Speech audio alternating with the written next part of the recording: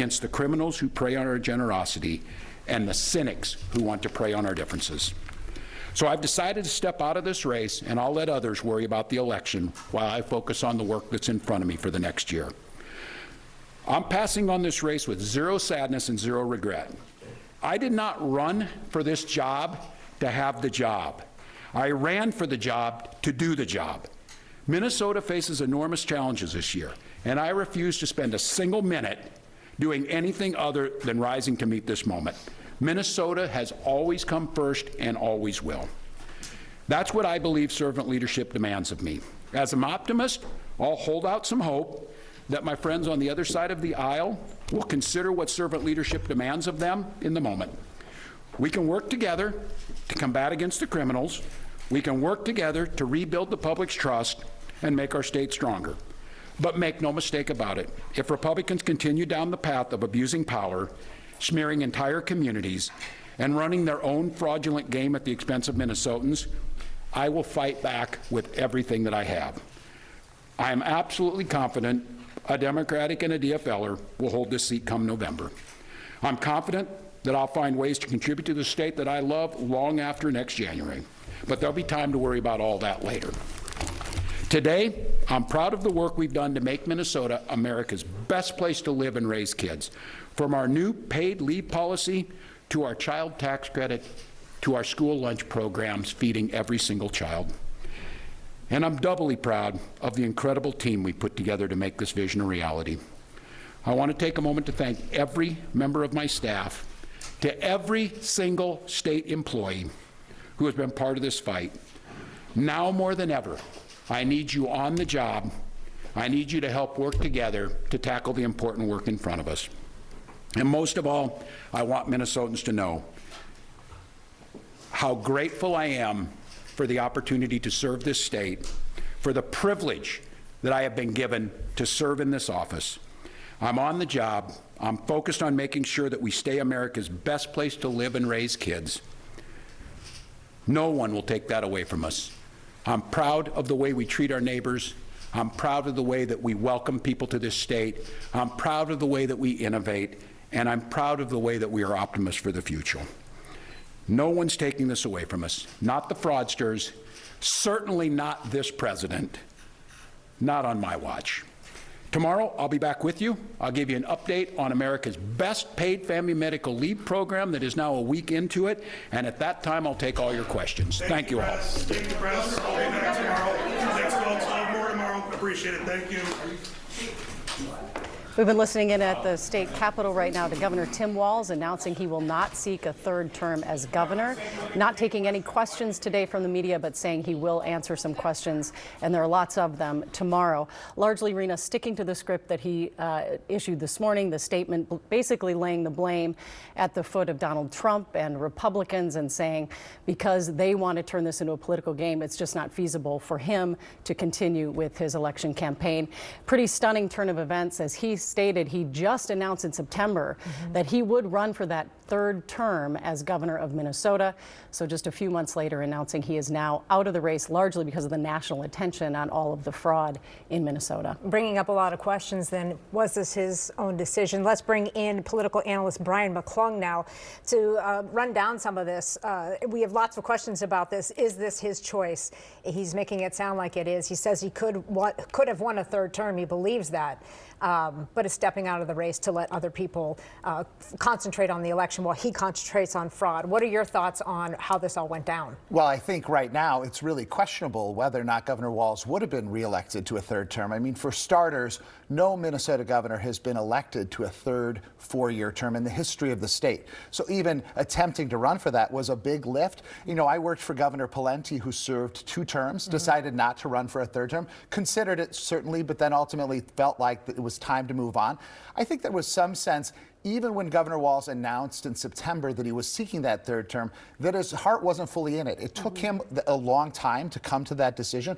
Of course, it was an extraordinarily difficult summer and early fall in Minnesota with the assassination of Speaker Horman and her husband, close friends of Governor Walz and his wife, of the shooting at Annunciation School and Church in August. So it was a really difficult stretch leading into that decision. I think Governor Walz kind of maybe felt like that's why he needed to run. He needed to be in that fight, particularly on gun violence prevention. But these issues around fraud were just not going away. It was not tenable. And every time the state agencies and the U.S. Attorney's Office are going to uncover more fraud, and there is more to come. Yes. There is no question that we are not done learning about the extent of fraud in Minnesota. It was going to come back to Governor Walz over and over and over again, and it was going to make it very difficult for him to try to campaign on anything else in this election year. Do you think it was his decision, or do you think there was a lot of pressure placed on him to step out of this race? We know he met with Senator Amy Klobuchar yesterday. Something like this, you've got to think ultimately was the governor's decision, right? You're talking about somebody who's a 12-year member of Congress, a 2-term governor of Minnesota. The party and his colleagues are going to give him a lot of leeway to make up his mind. But I'm sure that there were many people saying to him, are you sure this is tenable? And if you're on the ballot and all of these fraud allegations keep piling up, what is that going to do to the rest of the ticket? What's that going to do to Democratic chances in the Minnesota legislature or that open U.S. Senate race? So I think there were certainly Democrats that were saying to Governor Walz, you need to reconsider this. You need to think about it. But at the end of the day, I got to think it was his call. So what does this mean now for the race? I've seen a lot of talk about how this is actually a good thing for the DFL, and GOP supporters were celebrating, but they're saying, hold on now, because if Amy Klobuchar runs for that seat, it's likely game over in this race, and Walz maybe would have lost. It's never game over, though, and this is Minnesota, and our politics are always weird, right? We ended up with a tie in our state House of Representatives. We've elected former SNL cast members to the U.S. Senate and professional wrestlers as governor. I mean, we do wild things in Minnesota. So I don't think it's game over regardless of who the candidate is. That said, Amy Klobuchar is the most popular politician in the state.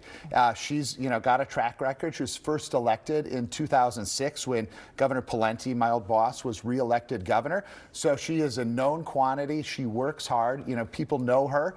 And I think she would for sure clear the Democratic field. But I think Republicans have a number of solid candidates running for governor. So I expect the voters are going to look at this and say, can we really trust any Democrat to come in and solve this after what's happened over the last decade or so with these things? And keep in mind that these fraud issues are not just a Tim Walz problem. This started under Mark Dayton with the child care program, and we saw allegations and people who were arrested and convicted back then. So this has been going on a long time, and like I said, we're going to see more of it in the coming months. Do you think that Amy Klobuchar gets a pass in the sense that she is not connected to our state politics? So she is a Democrat that did not have anything to do with the fraud. Does that give them a leg up? It helps her, right? I mean, because she's been outside of that. She's been in Washington, D.C. So, yeah, I think that helps position her relative to, for example, if Lieutenant Governor Peggy Flanagan wanted to run for governor. Now, of course, she's in the Senate race right now for the open seat that Tina Smith is leaving. But if she were to try to run for governor, these allegations and issues would dog her all the way through, as well as part of the administration. So for sure, Senator Klobuchar coming in from an outside perspective, gives her a little bit of a clean slate. But I think you're going to see voters just broadly questioning whether maybe it's time to change things up in Minnesota. We've had Democrat governors for the last 16 years with Mark Dayton and Tim Walz. Maybe it's time to have a different set of eyes, a different party in office there to clean things up. So I think that's part of what we're going to see during the campaign over the course of this year. Well, because Republicans have not won a statewide race in almost 2 decades, it would seem, I think people perceive Minnesota as a deeply blue state. Would you say that's true or not? No, because you have to keep in mind, again, the Minnesota House, 67 Republicans, 67 Democrats. The Senate, 34 Democrats, 33 Republicans, 1 seat difference in the entire legislature. Our congressional delegation, 4 Republicans, 4 Democrats. So on a whole, it's a very closely divided state. What happens is that in these off-year elections, in the governor's races in particular, Democrats do a better job of running up the numbers in Minneapolis and St. Paul and the surrounding suburbs, and in places like Duluth, where they have kind of core constituencies. So Republicans are going to have to nominate somebody and do a better job of winning back, especially in the outer suburbs, and then coming into the second and third ring suburbs. Places like Eagan, Eden Prairie, Woodbury, places that used to regularly elect Republicans that haven't over those last 20 years. And if they can find the candidates who can appeal and win in those places, then I think Republicans can win statewide. Let's just, go sorry. Let's just say it is Amy Klobuchar. She wins the election, let's say. Then we have 2 Senate seats, one that just went up for election. We don't know who's going to win that one. Then she gets to appoint, if she becomes governor, that 2nd seat. Yeah, so we have the Lots potential. of dominoes. Like we're speculation right now. A Obviously. lot of turnover, right? I mean, you're already starting off with, right now, with Governor Walz not running again, an open U.S. Senate seat and an open governor's race in the same election cycle. So that alone is very rare, that your 2 major statewide offices are open seats. So that creates, the atmosphere for some wild politics.